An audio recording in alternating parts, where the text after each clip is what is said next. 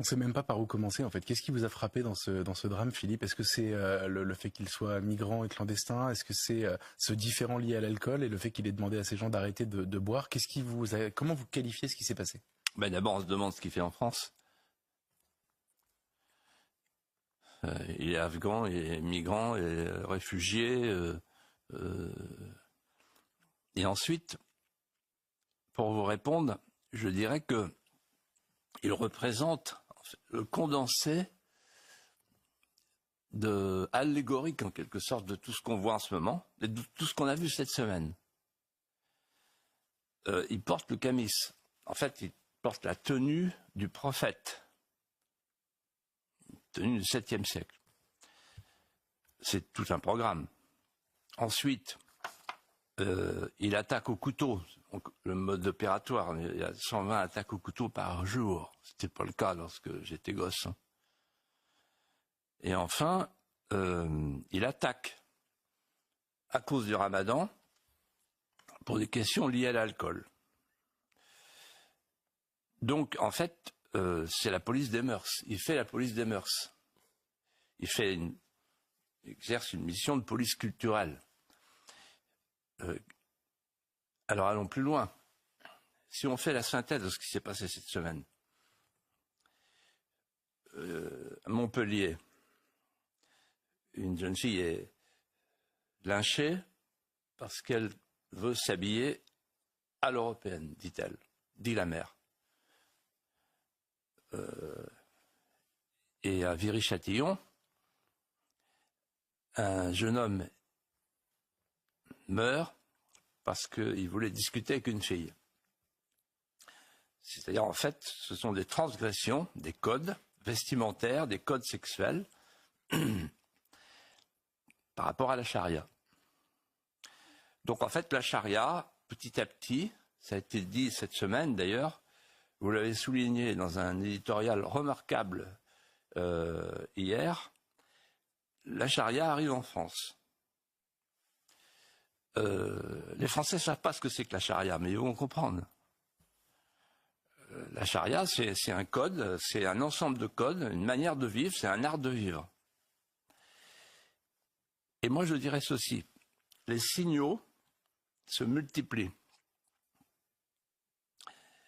Mais face à ces signaux qui se multiplient, pourquoi la charia avance, pourquoi l'islamisation avance? Parce que il y a deux réponses face à face. Il y a d'un côté le déni et de l'autre côté l'intimidation. Je m'explique. Le déni, nos élites, toutes nos élites, alors on les prend une par une. La classe politique, elle est dans le déni, c'est-à-dire qu'elle continue à penser qu'il faut faire la diversité heureuse, comme dirait Mathieu Bock-Côté, la diversité heureuse. Les accommodements raisonnables, mutual accommodation, on dit au Canada. On continue, comme avant. Non, ça va s'arranger. On veut une société multiculturelle, il n'y a pas le choix. C'est comme ça. Bon, ils veulent la faire. Bon, c'est ça la Macronie. C'est ce qui définit la Macronie, le multiculturalisme. Donc, des faits comme ça les gêne. Donc on les met de côté. On n'en parle pas. Les médias, c'est de l'occultation. Alors pour occulter, c'est très simple, c'est fait divers. La dépêche de l'AFP, vous l'avez vu, la dépêche de l'AFP hier, c'est un fait divers. L'AFP dit, c'est une histoire d'alcool. Voilà, c'est aussi simple que ça.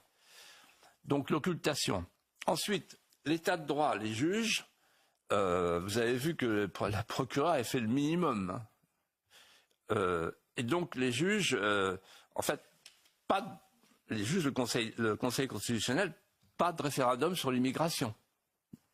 Donc en réalité, nous sommes corsetés de partout, Gulliver empêtré, le déni. On ne veut pas voir, on ne veut pas que les Français voient ce qu'ils voient. Et ils ont beaucoup de mérite, parce qu'ils sont de plus en plus nombreux à voir ce qu'ils voient. Et en face, je dis, il y a l'intimidation. Et c'est là que votre éditorial d'hier était à mon avis, d'avant-garde parce que vous avez mis le doigt sur quelque chose. Il y a les mécréants et les apostats. Et vous avez rejoint, en fait, ce que me disait Boualem Sansal. Boualem Sansal m'a expliqué que en Algérie, voilà comment ça a commencé, on s'en est pris, les islamistes s'en sont pris aux musulmans fautifs, aux musulmans qui ne voulaient pas appliquer la charia. Et donc, c'est ce qu'on appelle la réislamisation. Eh bien, la réislamisation, c'est la synthèse de la semaine. Elle démarre en France, c'est-à-dire que là, on a des musulmans qui, pour beaucoup d'entre eux, veulent devenir français, veulent aimer la France, veulent se tourner vers la France, veulent accueillir la France dans leur cœur, et qui sont poursuivis par des islamistes qui leur disent c'est pas comme ça que vous allez agir. La réponse à tout ça, c'est on est en France, on vit à la française. Il ne s'agit pas de multiplier les lois, c'est pas la peine. On impose nos mœurs. Et qu'est-ce que ça veut dire imposer nos mœurs? En France, on ne porte pas une djellaba du 7e siècle. En France, on ne voile pas les femmes. En France, on leur serre la main. En France, on ne met pas des burkinis aux femmes dans les piscines. En France, on va dans les bistrots boire de l'alcool. On invite les femmes à manger du cochon. On n'est pas dans la nourriture halal. En France, il y a des clochers, pas des minarets, et on écoute le bourdon de Notre-Dame plutôt que le muezzin. Voilà, on est en France. Si on n'impose pas notre culture, notre civilisation, c'est pas les lois qui vont nous protéger. Quand on fait des lois, c'est qu'il n'y a plus de mœurs.